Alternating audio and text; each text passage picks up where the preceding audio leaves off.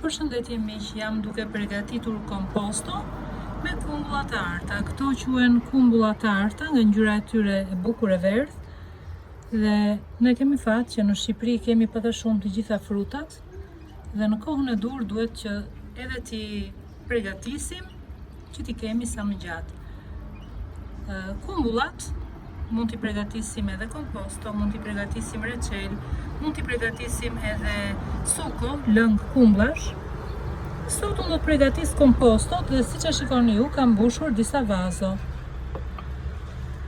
Kam bler këto kumbullat, i kam larë mirë, i kam pastruar dhe kam mbushur vazot. I kam bërë gati dhe më pas gjëja tjetër që do të na duhet është sheqeri, limon tosi dhe ujë ngrohtë. Këto janë tre përbërësit e tjerë që do të na duhen. Pasi kemi mbushur kavanozat, edhe në qoftë se ndonjëra prej tyre futet me gjithë gjethet e tyre, nuk ka problem, sepse edhe ato kam vlera ushqyese që kështu mos u druani kur ju vendoset edhe ndonjë gjethe jeshile kumbullave. Ja ku e kam mbushur vazon.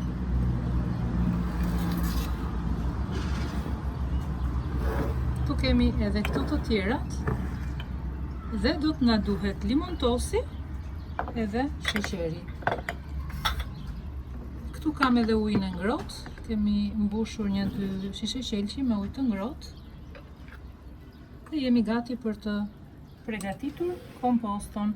Në vazot që ne kemi zgjedhur do të vendosim shumë pak limon tos, jo shumë sepse e bën të thartë, dhe nga një maj luge të vogël do të vendosim limon tos. Dhe tani do të shtojmë edhe sheqerin. Meqense unë nuk më pëlqejnë shumë të ëmbla dhe që të mos i bëj shumë të ëmbla, do të përdor vetëm një lugë me sheqer, jo më shumë.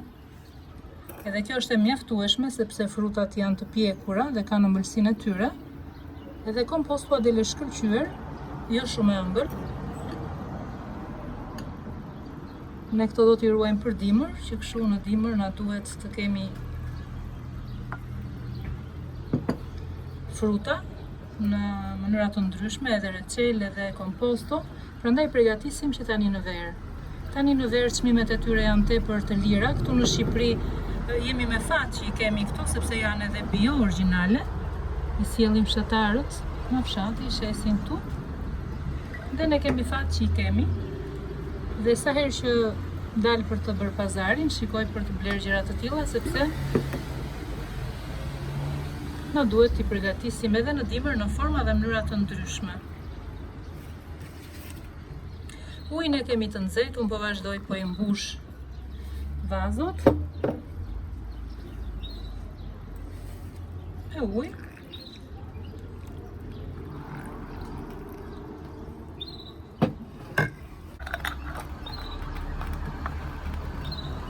Kemi vendosur kapakun dhe gjithmonë kur përgatisim edhe reçelin edhe komposton duhet të jemi të sigurt që kapakut i kemi të mirë, të rinj.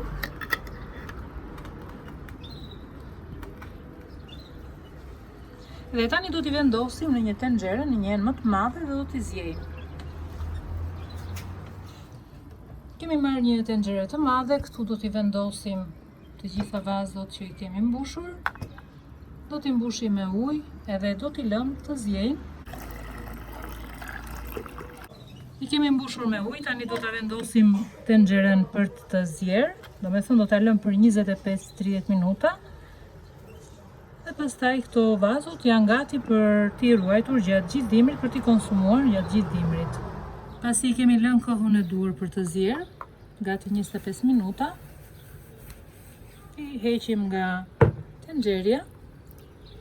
Dhe meqense unë këto i kam zjerë dje në darkë, i kam lënë gjithë natën që të qëndrojnë. Dhe tani kemi gati për në dimër. Këto shkojnë për një kohë të gjatë, pra deri në dimër.